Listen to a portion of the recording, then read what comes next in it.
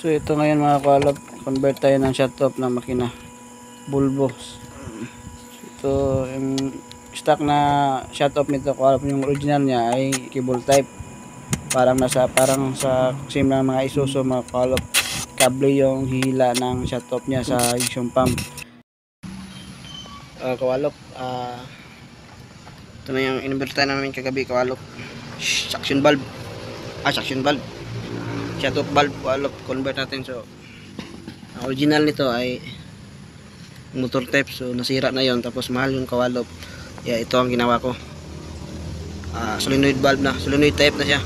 So ngayon ang mangyayari dyan, kasi napagod na yung operator kawalop sa kakapatay ng makina dahil may alambre ito dito. Hila niya doon sa likuran ng main pump para patayin yung makina. Ngayon ito na ang papatay sa makina. Inverted natin yan, convert natin yan. So kung akala nyo na module ang magdadala nito, ignition switch pa rin.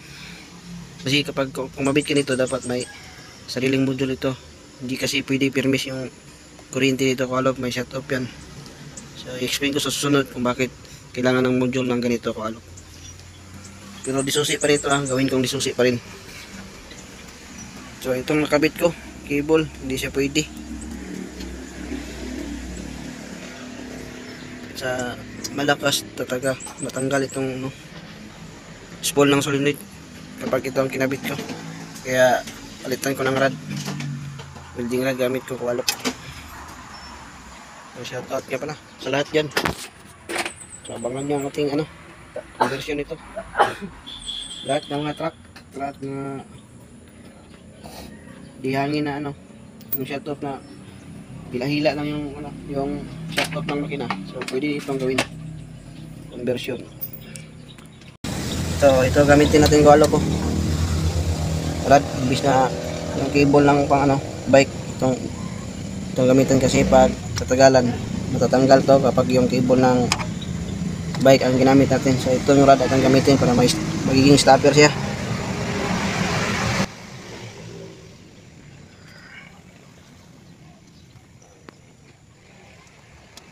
Hirap.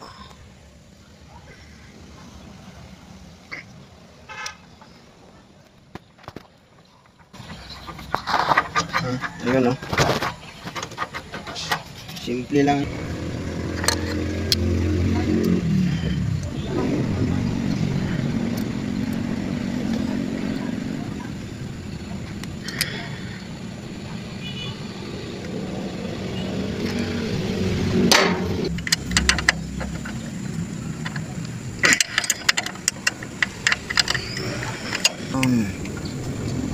Siya.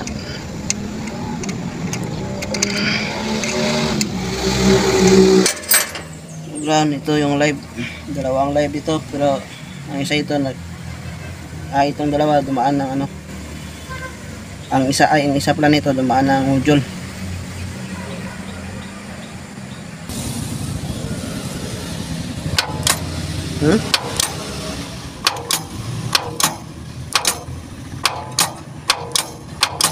Ayos kawalop, gumagana siya. Tusog ko yung isa. Pansin nyo malakas yung spark, iba yung winding dito sa loob kaysa dito sa isa. So explain ko sa inyo bakit magkaiba yung winding ito sa isa at saka sa yung isa steady live, ito ay yung ignition, yung isa naman ito yung steady, ito dumaan ito sa module. Kaya itong motor dumadaan talaga ito sa module.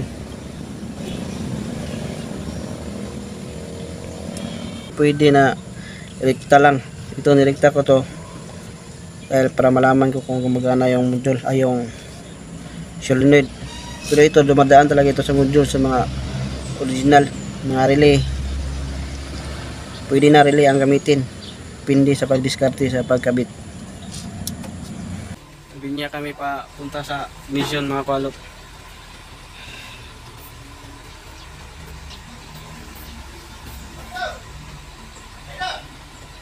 Hindi na ako gumawa ng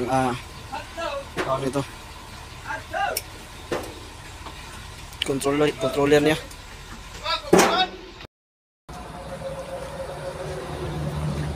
Dito lubot.